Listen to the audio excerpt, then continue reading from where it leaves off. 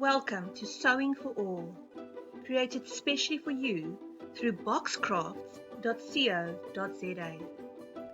Now this is going to start off feeling a bit difficult as you are only a beginner, but you will reap the fruits of your labor faster than you think, especially with the right amount of dedication and practice. Everybody comes to a point in their lives where a lesson or two in sewing would have been useful, even if only to sew on a button. Every month comprises of a complete module pack of 4 to 5 lessons. Included in each lesson pack, you will receive a practice needle, thread, mesh, as well as your video on a CD or on a memory stick. You will also receive an instruction pamphlet. This instruction pamphlet you will be pasting into your notebook that you have received inside your sewing kit. Your sewing kit. In your sewing kit, you will find notebook. We will be pasting your weekly notes into this. You'll always be able to go back to these notes and double check what you are doing. Don't cover this yet. We will be covering it at a later stage as one of your projects.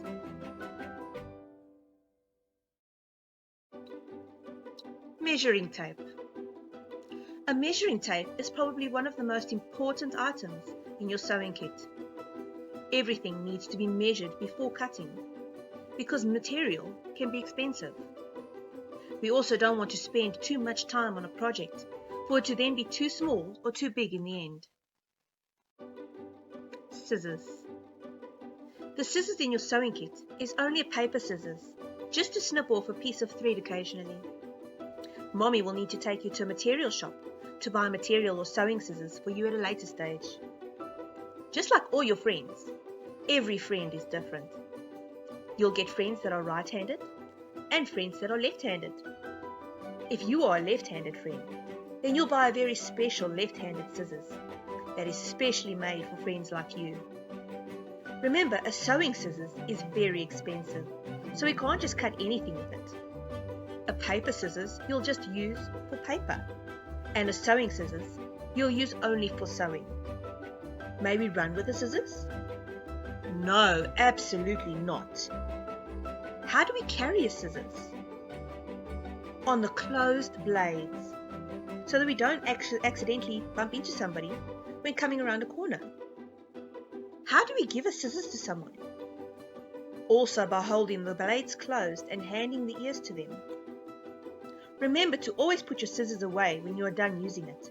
And if you have a baby brother or sister, make sure they can't get hold of it because it is very dangerous. If you are a baby brother or sister, then you must ask Mommy to sit with you when working with your scissors. Pins. Pins come in many different forms and lengths. There's one in your sewing kit, and each one has a ball for a head so that it doesn't push through the material completely, and so that it'll be easier for you to pull the needle out of the material when you are finished. We use these pins to pin pieces of material together before sewing to make it easier to sew it together. Don't use paper pins to pin material together, as it makes big ugly holes in the material. Can we put pins in our mouths? No, never ever. If you swallow it by accident, you'll have to go to hospital for an emergency operation for them to find it and take it out. If we drop a pin or a needle, we must stop what we are doing immediately and look for it, otherwise someone can step into it with a bare foot, which is terribly painful. And if it breaks off, then you need to go to hospital to take it out. If you have dogs or a baby brother or sister, then pins can also be very dangerous. There are different types of pin cushions that can be used, but for now you will only be using your pin wheel from your sewing kit. Later on, you will learn to make your very own pin cushion. Needles.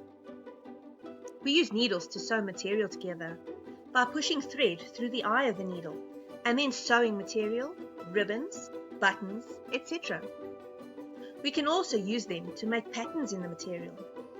We get different types of needles, plastic ones, skew ones, and more.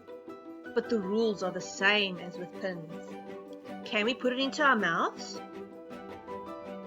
You are absolutely correct. You may not put it into your mouth. It is way too dangerous. Thread. There are many different types of thread, all with their own purpose. There are thick ones, thin ones, colored ones, and even shiny ones. Most of the time we will be working with cotton or thread that is the closest color to the material you will be using. Sometimes we will use thread to sew motifs onto the material to decorate the material. Then we will use thicker and more colored thread. Seam ripper. Do you see the sharp point? Do you think it could be dangerous? Correct. Yes, it is definitely dangerous. So don't forget to put the cover back on when you're done with it. This is a seam ripper. We use it to break the thread if we need to pull the stitching out of an item that has been sewn. Felt, material, and ribbons. These are for the projects you will be doing. Nurture your sewing kit and look after it. Always keep it neat and tidy, and always be proud of the projects that you complete. Don't give up. Remember, a winner is the one who never stops trying.